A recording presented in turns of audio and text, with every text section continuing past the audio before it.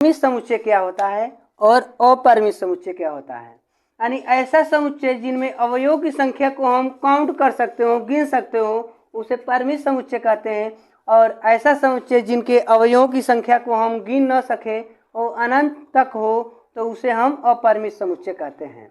जैसे आप यहाँ पर आप नोट कर लेंगे, ऐसा समुच्चय जिनके अवयवों की संख्या को हम काउंट न कर पाए, गिन न पाए, उसे अपरिमित समुच्चय कहते हैं। जैसे देखिए यहाँ पर, जैसे कि इसमें अगर एक अवयव है हमारे पास A B C D E F, तो इसमें हम गिन लेंगे कि A B C D E F 1 2 3 4 5 6, इनमें कुल कितने अवयव हैं? 6 अवयव हैं। यानी समुच्चय A के कुल अवयवों की संख्या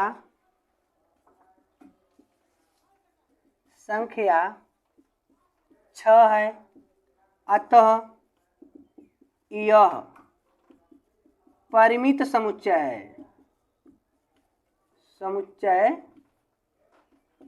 है। लेकिन इसमें क्या होता है कि ऐसा समुच्चय जिनके अवयवों की संख्या को हम गिन न सकें तो उसे अपरिमित समुच्चय कहते हैं। जैसे कि आपको दे दिया जाए प्राकृतिक संख्याओं का समुच्चय, प्राकृतिक संख्या का समुच्चय। अब यहाँ पर केवल लिख दिया प्राकृतिक संख्याओं का समुच्चय, ठीक है। तो इसमें आप अगर नंबर के रूप में लिखना चाहते हैं तो लिखेंगे 1 2 3 4 5 6 डॉट डॉट। अब यह कितना नंबर लिखा गया इसमें कोई गारंटी नहीं है, हम गिन नहीं पा रहे हैं, ये अनंत तक जा रहा है। या ऐसे कोई दूसरा सेट हो हमारे पास, इसमें अगर दे देता है 2 4 6 8, यानी सम संख्या नोट कर रहे हैं और आगे डॉट डॉट लगा दे, कहीं ब्रेक नहीं ले रहा है, बहुत दूरी तय करेगा, कहाँ तक जाएगा इसकी कोनो गारंटी नहीं है, तो यह क्या कहलाएगा? अपरिमित समुच्चय कहलाएगा। यानी जिनके अवयवों की संख्या को, जिन समुच्चय के अवयवों की संख्या को हम गिन न सकें उसे हम अपरिमित समुच्चय कहते हैं। अतः यह अपरिमित समुच्चय है, ठीक है। अब हम पढ़ेंगे समान समुच्चय। समान समुच्चय क्या होता है इसके बारे में हम जानेंगे। कह रहा कि ऐसा दो समुच्चय A और B हो, यानी इसमें दो समुच्चय लेना अनिवार्य होगा।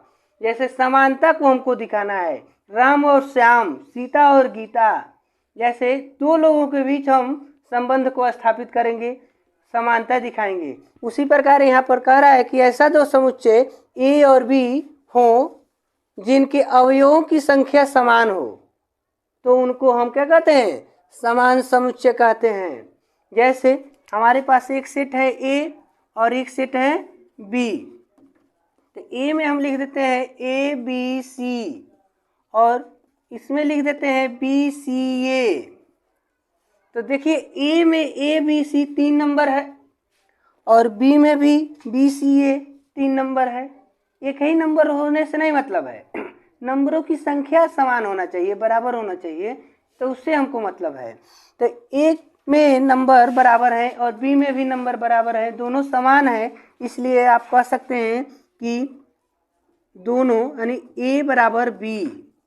अतः ए तथा बी समान समुच्चय है, ठीक है।